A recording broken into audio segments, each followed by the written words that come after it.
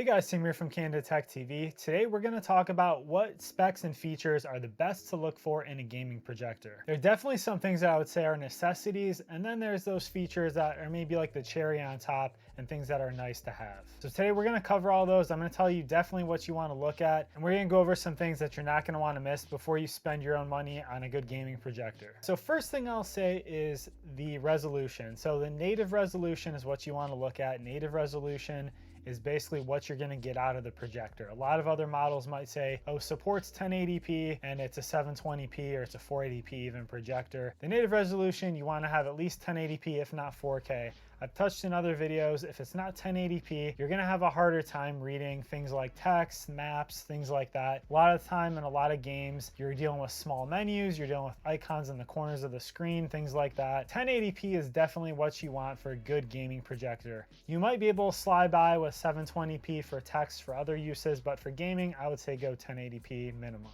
Now, the other thing you're gonna want is a low input lag. So the lower, the quicker. So ideally you'd want something as low as you can afford, especially for online gaming, first person shooters, maybe some sports games. If you're playing Madden, 2K, things like that, you're gonna wanna have low input lag. That means that basically when you kind of do your input through the controller, it doesn't take real long to actually show up on screen. Say, you're firing off a shot or, you're shooting a basketball. It's not gonna take too long. There's gonna be a quickness and a snappiness to that. So I'd recommend something like under 50 milliseconds. There's a lot of gaming projectors out there, such as the BenQ TH585 and 685, which I've tested out. The BenQ TH685 gaming projector, for example, has an input lag of 8.3 milliseconds. The other thing you're gonna want is a good refresh rate. So that's gonna show up in kind of how smooth your picture is and everything. If you're moving around quick and you're panning left, right, that's gonna give you a much smoother picture. There's gonna be,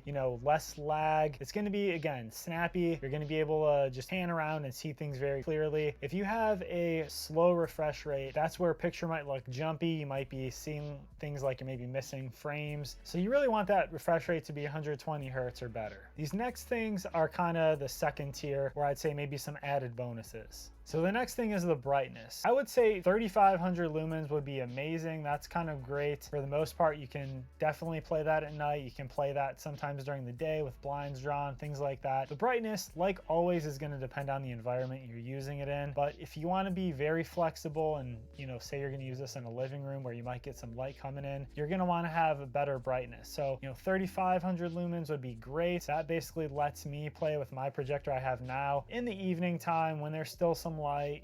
During the day, maybe more on like a cloudy day, if there's bright sunshine streaming in, that's still probably not great for daytime gaming. But if you have this in a basement or something like that, and say you don't have any windows down there, you got really good blackout curtains, anything like that, then you could probably get away with like 1000 lumens. That's going to just definitely depend on what your setup is. If you can really control the lighting in your environment, you can probably get away with something that's not quite as bright. But if you're going to have some ambient light and things like that, I'd say maybe go up to 2500, 3500 lumens. The other thing here is HDR support. So some projectors will support games that have HDR content. So the Final Fantasy VII remake that I'm playing right now on my PlayStation 4 has HDR content. So my projector right now has that feature. It basically auto recognizes that and it plays it with HDR. So that's high dynamic range. If you don't know what that means, it just can give you a better picture, kind of more so with the contrast between the dark and the light parts of the image, and it just gives you a more full experience. So one more thing is electronic keystone correction and digital lens shift. So if you're getting into more of like the mid tier of these projectors, or definitely the higher tier of projectors, then you're gonna have these things included on there. If you're looking at a budget range and there's like a manual keystone that you have to dial in yourself with your hand, or if you don't have that digital lens correction, possibly getting your picture set up is gonna be a little more difficult. So the reason why I included these is for gaming.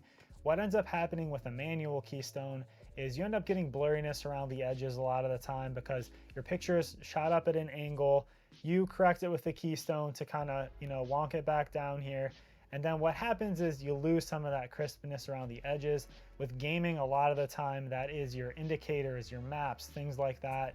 and it's definitely noticeable on more budget models. So if you have a digital keystone correction, that a lot of the time gives you a lot better image correction without having that loss of clarity around the edges. And that digital lens shift literally allows you to move your picture up and down on the wall to an extent, and you can just move and transpose that entire image up or down depending on your setup. So you just have a lot more flexibility on the setup, and that's going to lead to a better picture and a more enjoyable gaming experience. So guys, there you have it. Those are all my tips for picking out a good gaming projector. Two of them that I really would recommend that I've tested out here recently are the BenQ TH585 and the TH685, but definitely go check those out. I've done a full review. I've done a comparison between them and everything. If you really want a good budget model, I would say the M18 or the BenQ V600, which is the exact same model, would be a great budget model. That's $200. So if you really want budget, that's what I'd go for. Otherwise, those other models are a little more expensive, but they're going to give you a lot better features, a lot better brightness. Guys, I'm going to put those links to those projectors I mentioned down here below. Those are affiliate links, so they help me out if you purchase anything through there. So I'd really appreciate it if you do so. If you guys like projector content like this, definitely hit that subscribe button down there below. Like this video if you found it helpful, and I'll see you guys on the next one.